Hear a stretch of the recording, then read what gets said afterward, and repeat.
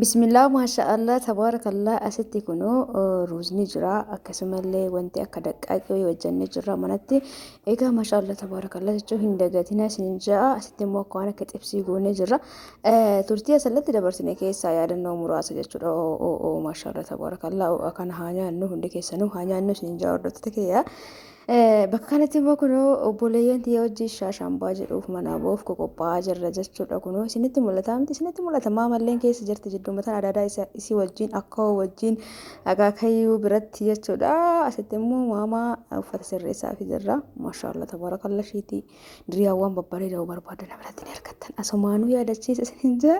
Salaamtallee hin dagannee hordoftoota kiyyaa assalaamu alaikum warahmatullaahi wabarakaatu jirra jirtu hordoftoota kiyya jaalatamuuf kabajamoo asitti ijoolleen tiyyaallee hiriyaa takka isin qabanii turan isillee yaamanii wajjin gadi ba'uudha deema jechuudha. Akkamii isin fayyaa keessanii dalagaa fi ammaal fakkaatan bira kadhansaadha alhamdulillah. Baddee warri jettan kunoo hin banne jira kunoo asitti zannaxaa jirra jechuudha. Akartanii yeroo baay'ee ijoollee viidiyoo keessan seensu garuu akka tana yaadannamaa fi jechuudha. Yuutuub irratti baay'ee ijoollee gadhiisuu hin barbaadu faamillee walumaa galatti maatillee jechuudha. Garuu gizee takka yaadannoo gizee bareeda dabarsitanii hin jiraatti yaadannoo fi asirra yoo ta'e yuutuub ta'e bareedaadha. Kunoo asitti akkanatti yaa'aa jirra. Egaa haga deemneen booda laaqana nu affeeranii kunoo laaqana nyaannee jirra maal akka ta'e hin beekan jechuun xibsii jennee garuu immoo xibsii akkan adaamatti akkanaa miti. Amma nu garuu wal keessa goone xibsii kitfoo asitti ijoolleen mootu xibsii daqqaaqii goonee fi akka garaan dhukkubsine ijoollee sadiin jikkoo sanniin jechuudha. Takka ijoollee lama tiyya takka mootu achitti baratan kun agartanii harmee bira gizee deeman asallaa jechuudha. Daa'imman baratanii yoo cidha qannoo yaami jedhanii koo addaan siqan garuu giddimaan obboleessi mana keenan dhufaa ture asitti mana warra kiyyaa jechuudha. Achi waan dhufunuuf iddoo malee jedhanii ni eeyyamsiisanii fidee dhufee eegasii isaanillee affeeran jechuudha. Akka isaaniitti maashaallah tabaarakallaa jedha. Akkana isin jaa hordoftoota kiyyaa egaa gaafa dhumeen booda baratanii ta'a ijoolleen naafoo jirti ijoollee gadi fuudhanii namni jedhanii bara jiraa maatiin gara duubaatti dhufaa jiranii. Bakkanatti inni sana kaan afootti gadi gaggara galanii fiiganii machaa'uchaa sana danda'a. Qomoo maamaa! Masallaa baay'ee machaa'uchaa bakka taphatanii hin qabu garuu gizee wayiitti taphatanii achi seennu malee kun toora san geenne isaan nu afoo laala akkasiin itti tole garuu waan nama gaddisiisuuf hin dhabne sagalee amirratti hidhutti jira viidiyoo akkuma galeen viidiyoo ol dura duubama viidiyoo lamaan tana gadhiisee gasii kallattii mangara hojii idileetti deebi'uudha jechuudha. Bakka kanatti dasitti jedhee gammadanii fiigaa jiranii garuu yoo achi geennu sa'aatiin cufatee jira sa'aatiin xumure toora sa'aatii 12 sa'aatiin kuni cufannuun jedhanii bakka dadabbaree isin jaa hordoftoota kiyyaa sitti agartanii fiiganii seenaa jiranii. Maashaallah tabaarakallah jechuun hin dagatinaan isin jaa hordoftoota kiyyaa jaalatamtoota kiyyaa hedduu isin jaaladha hedduu isin kabajaa warroonni biyya alaas biyya keessas bakkuma jirtan jiraatanii warroonni daawwattan hedduunaaf galatooma walfaadha. Yaada muraada keessan bakka sadarkaa koomentiitti barreessuu hin dagatina asitti wallahi isaan sadiin akkamitti akka isaan rifatan cufate jennaan jechuudha. Sa'aatiin hin jiru jennaan nuti illee dura seenuu jennaan bakka homtuu hin jiru sa'a 12tti.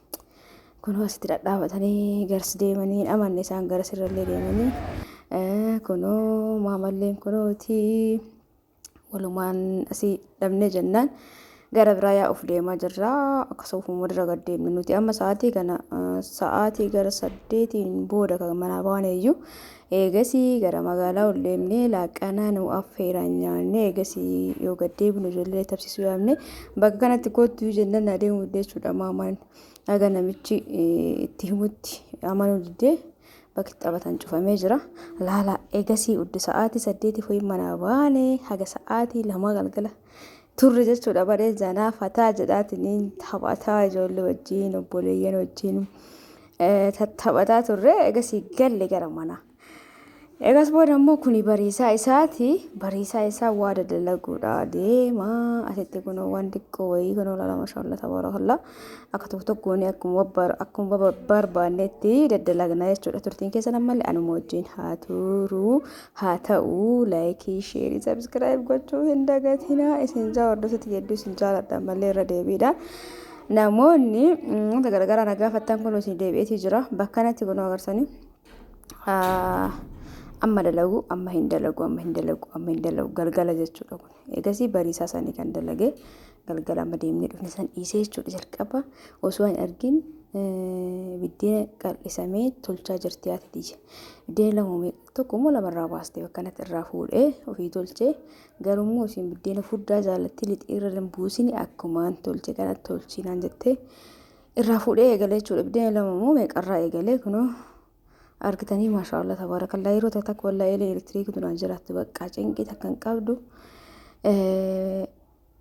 Elektiriikiin lakkaa jettanii yoo sodaattan malee bakka aarri takka hin jirtu. Haadha teessaniifillee osoo bittanii bareedaadha.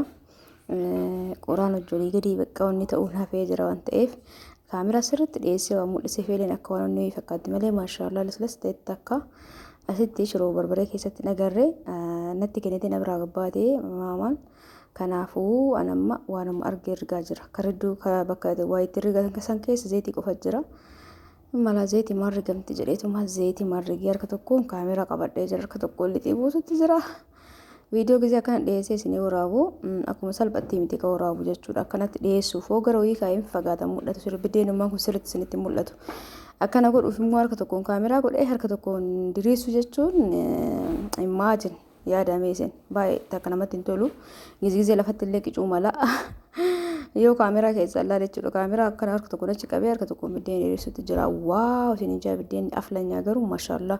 Aflanyaa jechuun maali yoo kan jettan ta'ee lixii keessa oolee hin bulin jechuudha. Galgala bukeessanii bariisaa ka tolchan. Kun akkas ta'e amma. Akka kaleessaa bukeeffamee fakkeenyaaf akka addaa ka tolfame jechuudha. Lixiin guyyaa lama akkas osoo keessa oolee bareedaadha. Keessattuu bakka qorraatitti homaan ta'u guyyaa lama sadii illee oolee bakka ho'aatitti malee guyyaa tokko keessa oolee guyyaa lammataa tolchan bareedaadha. Guyyaa sadiitti illee nama tolchuu jira. Garaagarummaan aflanyaa fi keessa oolee bulee aflanyaan tokkoffaa garuu bareedaadha. Warri facoggaarraa fa'aa qabdan aflanyaan bareedaadha. Garuu iji isaa gurguddaa ta'a. Fakkeenyaaf kun amma baay'ee garmalee iji gurguddaa hin taane garuu aflanyaa iji isaa diqqaan ta'u jechuudha. Akkana akka biraa fayyaaf bareedaadha. Egaa kan isin jaa biddeenichi kana fakkaata maashaallah tabaarakallaa. Egaa bishaan irraan buusii waan jedhameef bishaan irraan buusuu akka namatti tolchee baasa jechuudha. Furdaa haa ta'u biddeen haphiin jaalatan waan ta'eef yaawwatiini haa ta'uti akka inni tolchineetiin hin xumurraa. Egaa gamma horiin waliin jirtan viidiyoo kana laayikii tuquu hin dagatina. Akkasumas yaada muraada keessan barreessa. Asumaanuu namoonni ishiitaaf sharbii babbareedaa barbaadan gatii madaalawaan na biratti ni argattan qarshii 3,500 kaasee haga qarshii 5,000 jechuudha. Kakuma shanii kamii kakuma 3,500 kamii jettanii gaafiin keessan akka addaan hin cinne niin beeka. Kakuma 3,500 ishiitaaf sharbii haga 5,000 ka jiru immoo baawonii sharbii wajjin baawonii jechuun bal'aadha jechuudha. Akkasumas darbannoo irra gaafattan 2,000 irraa kaasee 2,500 na biratti jira. Darbannoon kuni gosa qaba. Darbannoo gaggabaaboo barbaadan ani garuu isa fidee hin beeku ni jira.